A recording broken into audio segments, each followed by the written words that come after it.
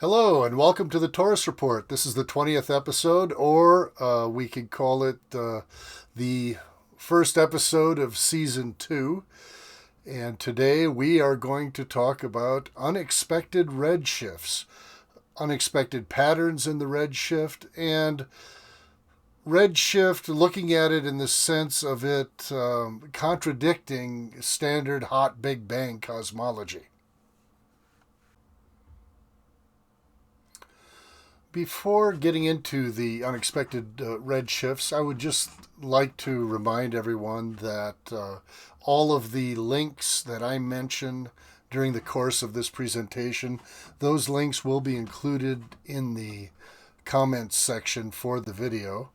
And also, I just want to remind everyone, in addition to that, that if you open up a browser and you just type in Taurus Report, all as one word, taurusreport.com, and you press enter, that will bring you to my website.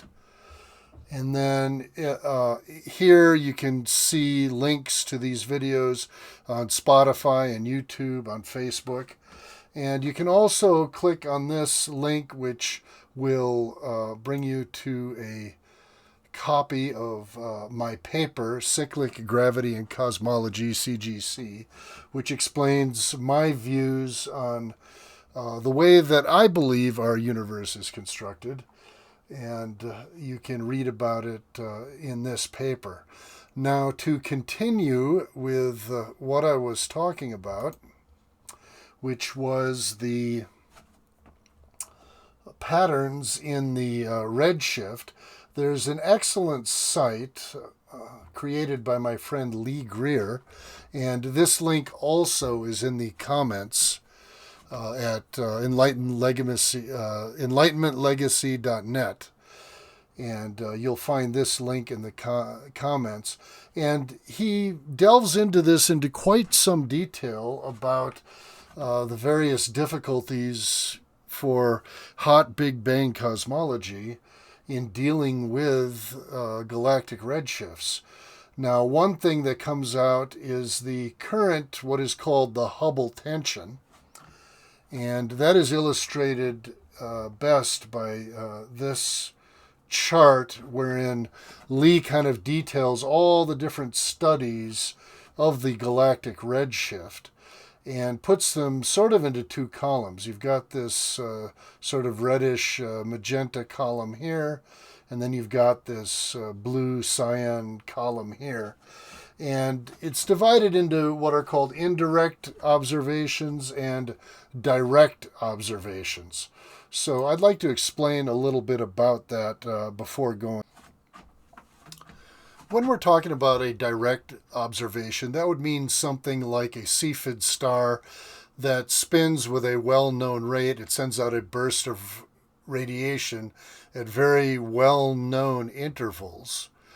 And so if one observes a lengthening or a contracting of the interval at which that thing is spinning, then one can guess at, well, I shouldn't say guess, one could calculate the rate at which that object is accelerating away from us.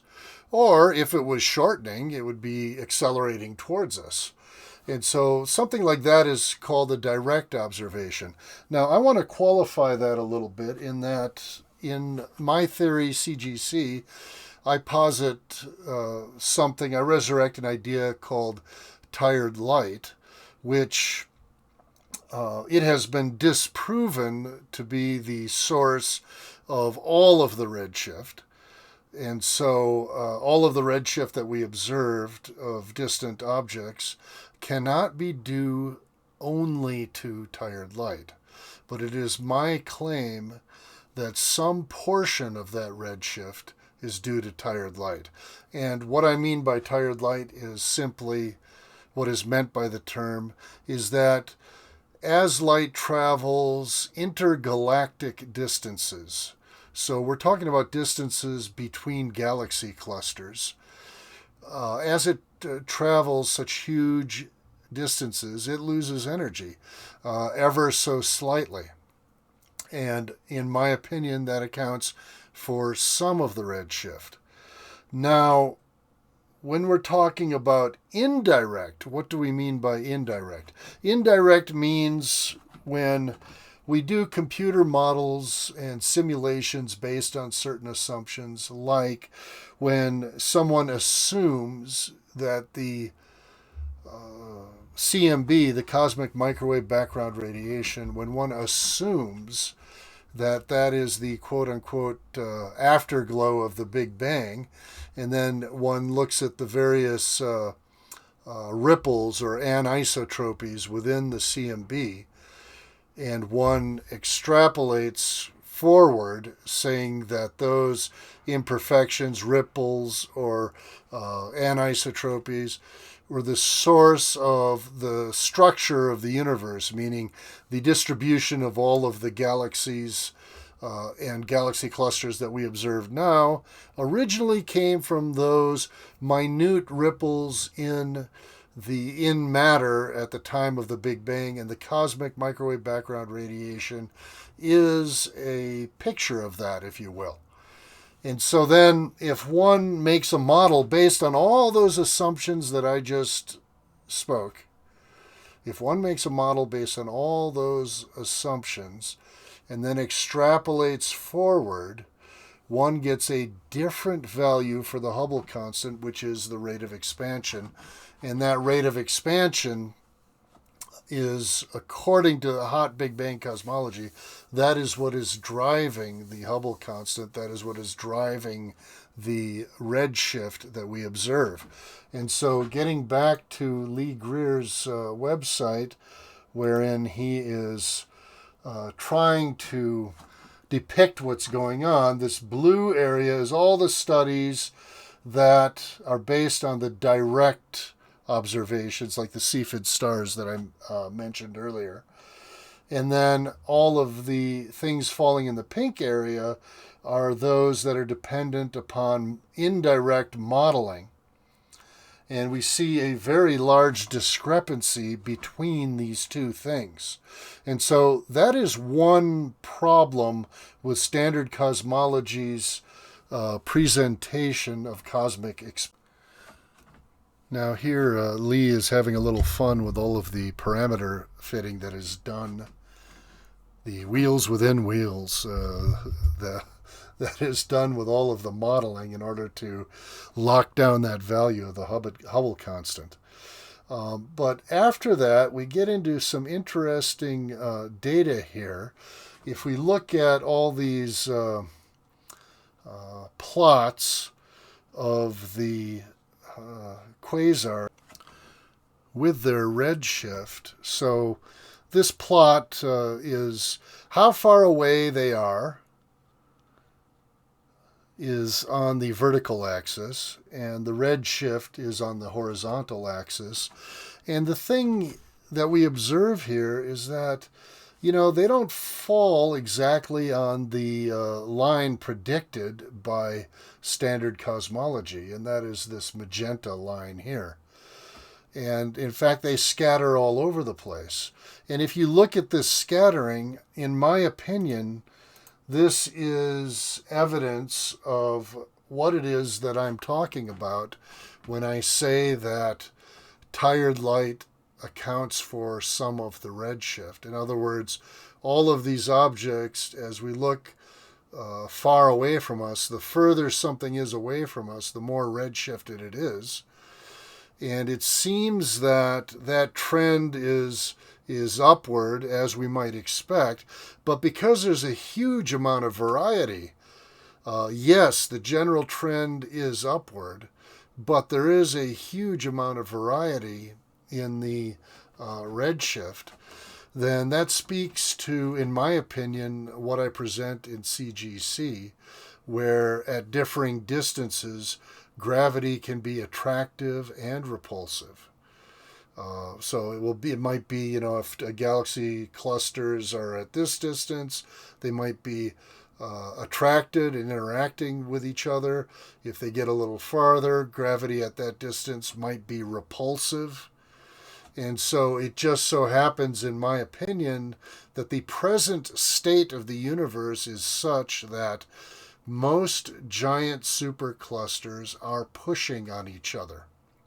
And under CGC, at some time, again, they will get to a distance where gravity turns positive and they'll actually be attracted to each other. In fact, some of them might already be doing this. However, because there are such huge distances, since they are at such huge distances, it may be that because of tired light, we haven't picked up on the fact that though their velocity may be radially away from us, they might be slowing down due to attraction. Lee chronicles three broad categories of surprising redshifts. The first one we just looked at, unusual scatters in the redshift relationships. When you assume that our entire universe is more or less expanding in a uniform fashion, then one would not expect to see these huge scatters in the data like this, those that are above and below predicted by large margins, and yet that is what we see.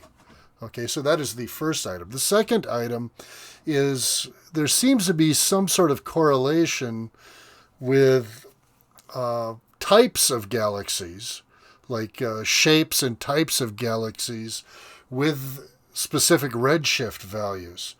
So galaxies come, of course, in all different shapes and sizes, and some of them we assume to be morphologically early, like what a galaxy looks like when it's first being formed. Some of them we assume are morphologically late, what a galaxy looks like later, and others are just of a completely different type, and we see a sort of a correlation in redshift. There seems to be some kind of dependency on galactic shape. And then the third one is associations of objects with differing redshifts in close distance association. So what does that mean? What that means is that if you have clusters of galaxies that are near each other, then one would expect their redshift to be identical.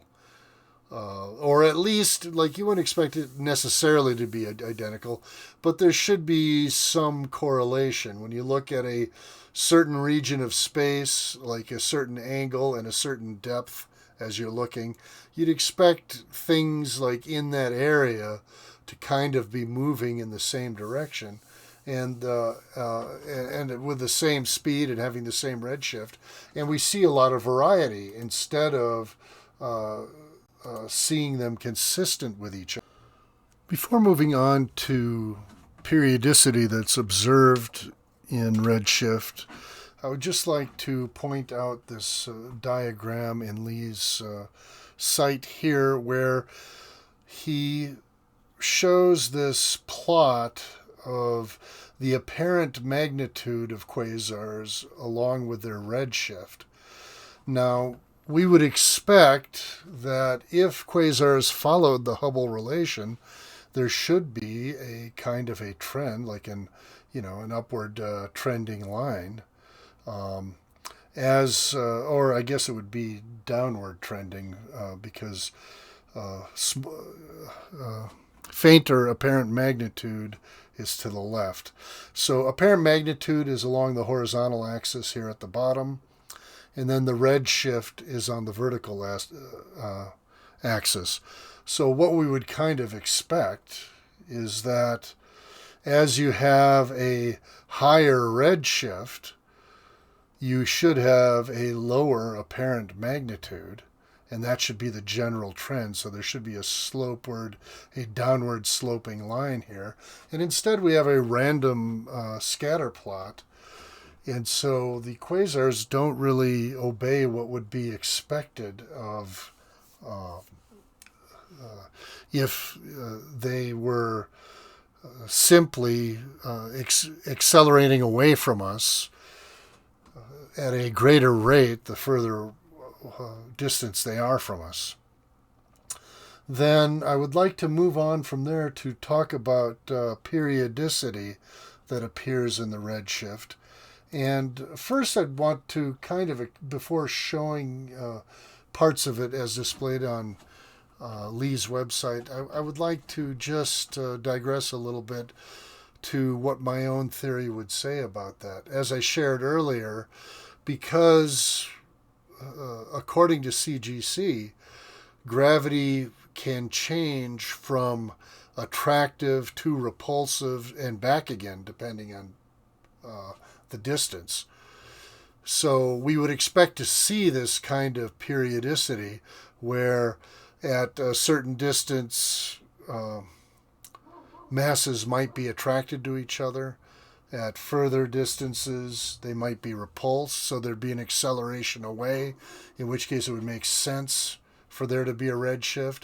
Then once they get beyond that, they might come to a new distance where it is attractive and they'd be accelerating towards each other. Now, on top of all of that, we have what I mentioned earlier about the tired light, meaning that the general trend is that light should be redshifted more so the further away something is when you are talking at intergalactic distances. So at relatively short distances, like within a galaxy, this effect would not be observed. But if you talk about the distances between intergalactic clusters, at those distances, according to CGC, light does lose energy. So there would be this general trend towards redshiftedness, the further away something is. But within that general trend, there should be, if CGC is correct, some periodicity where you have the redshift varying kind of as a wave function. And this is exactly what we see when we look at various studies intended to show this. And I'm not going to go over every single link here, because these are all at the enlightenmentlegacy.net website, which I said I've included in the comments. So you'd be able to go and explore all this yourself. But I just want to show some rather graphic observations of the periodicity that is observed in the redshift in papers spanning all the way from the 60s up to the present time. We have this periodicity observed. And then at the end of that, and I will scroll down towards the bottom, there's a lot of great data, graphics, links to the studies, and everything at this site. And so I do recommend that you make a trip there and kind of explore all this. But down at the bottom, there are various different proposals to try to explain the cause of this. Some of the proposals are within standard cosmology, cosmologists subscribing to GR-LCDM being kind of modified to accommodate this periodicity, and others putting forward radical departures from standard cosmology to try to explain this periodicity. And then I want to thank Lee for mentioning my own theory, which also, in my opinion, does explain this periodicity, and that is mentioned on the bottom here. And so I look forward to visiting Lee's site often to see updates. And then before I close, I would like to explore a few other things that have come up in the past few months. And I'll take a look at sort of a random selection of items that came up in the past month. The first thing I would like to take a look at is this video that was put up by Sabine Hasenfelder. And here she's sort of poking a little fun at the multiverse, where some physicists and astrophysicists have sort of proposed because of the positing of inflation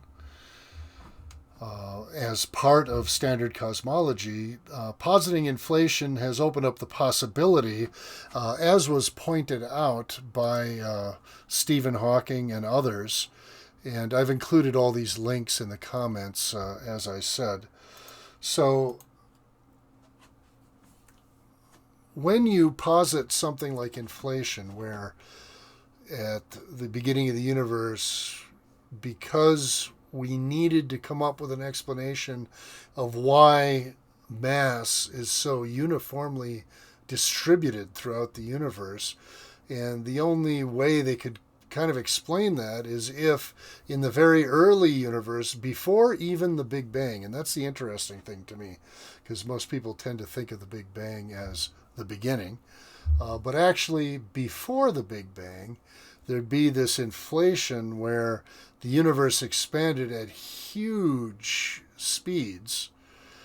And when we say expanded, we're talking about space itself stretching.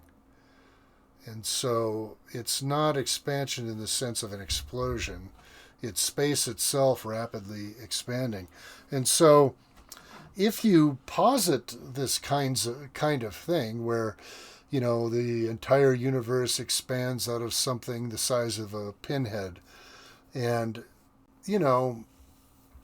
when you posit stuff like that, then of course the next logical supposition might be that this could happen all the time, and our universe is just one of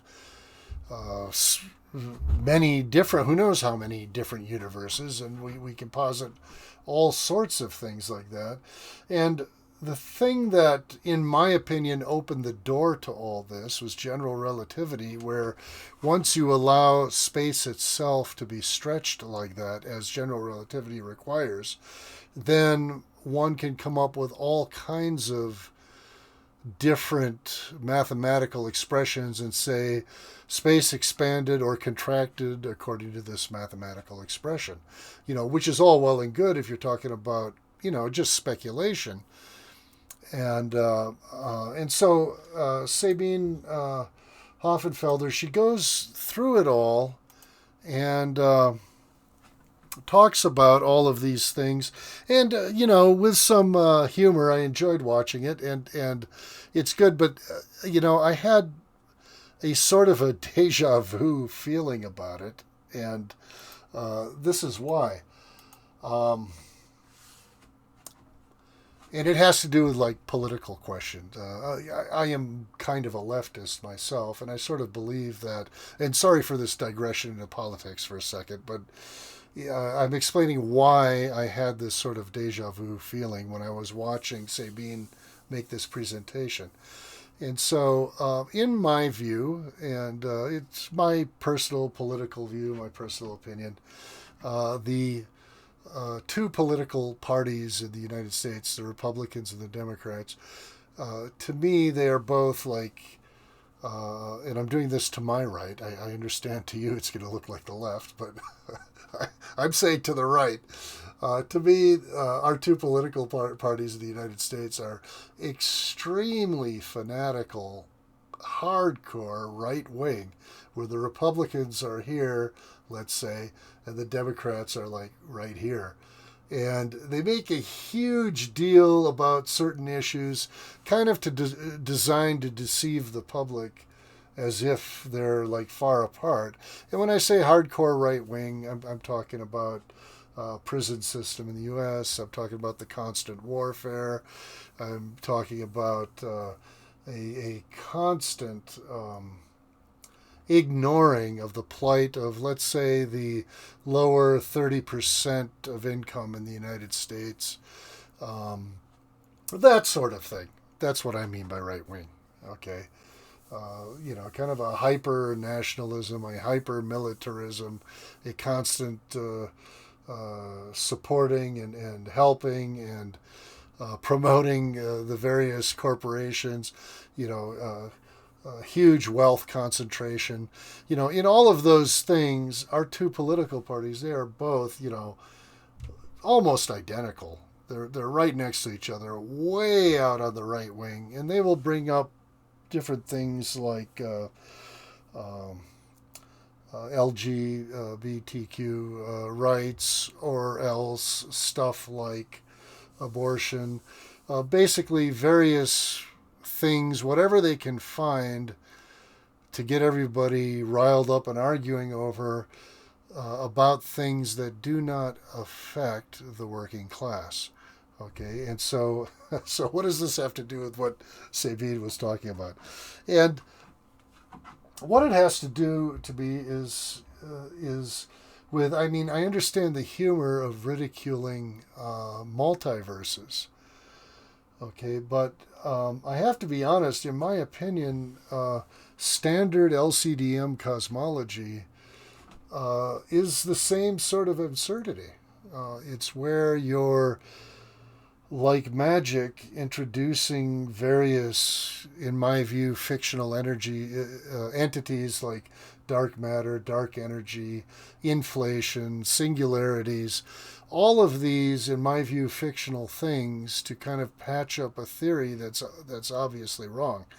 And so I would look at, like, I agree with Sabine that the whole multiverse thing is out here like way absurd, okay? But where I might differ from her is, I think, like, the whole idea of the stretching of space to begin with, and the hot Big Bang to begin with, and most of standard cosmology is pretty ridiculous to me as well. And so those two things are kind of like out here. And then, in my view, standard cosmologists, they all want to have a debate in a very narrow field. And none of them will go like outside of that narrow field to argue about things. And so I appreciate the humor, and I do recommend you watch this video by Sabine, because, you know, everything she talks about in the video, I agree with her view on. I would just like to see that ridicule, the target for the ridicule, I would like to see that expanded a little bit. But anyways, thank you, Sabine, for that video. I would like to close with something that's been in the news this past month, and that's this James Webb Telescope finds evidence of celestial monster stars the size of 10,000 suns lurking at the dawn of time. And again, I have a link to this article in the comments. And so, what is this about? What is this about? And for me, it's more ridiculousness. Standard cosmologists coming up with more imaginary fantasy things to try to explain data that their theory can't explain. Specifically in this case is they're looking at stars within galaxies that are assumed to have formed around the same time, very distant time in the past that Webb is looking at. And so they need to kind of posit that that's near the beginning of the universe. And if it's at the beginning of the universe, you kind of expect most things that you are looking at, you would expect them to be in the same developmental stage. And in the early stages, you wouldn't expect like a lot of the heavier metals to have been formed yet. And so instead, when they look through Webb, what do they see? They see, you know, the standard spread of metals, just like we see in objects that are closer to us. And under CGC, of course, this would be expected. But under standard cosmology, that is not expected. And so what do? Do they look at that and say, oh, well, this contradicts our models, so we have to try maybe coming up with a new model? And no, of course not. They will never do that. And so immediately they have to come up with another fictional entity to add on to all of the other fictional entities they've come up with so far. And so they say there's these super giant stars, 10,000 times the size of the sun, something which has never been observed. Okay, we've never observed any such thing.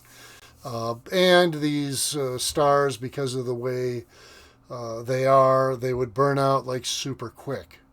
So they would burn out super quick and then be able to explain where suddenly these metals are. And so supposedly at the beginning of the universe, even though we don't observe these with Webb, and they will say, well, we don't observe them because they burn out so quick.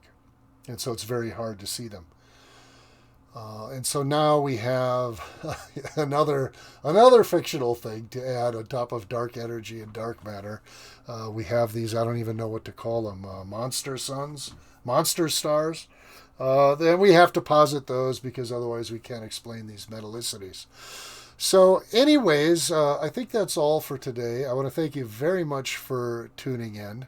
I think that for the Taurus report, because the Taurus report was inspired by the flurry of activity that came out with the Webb telescope. And so in that early dump of data, when everybody was kind of oohing and aahing and wondering what to make of all these observations, I had a lot of material on a weekly basis to present. And so I think that at this point in time, probably the Taurus report will shift to being a once a month episode so that I can build up material from the observations and the theorizing that is going on. But in any case, thank you very much for tuning in, and we will see you again soon. Bye-bye for now.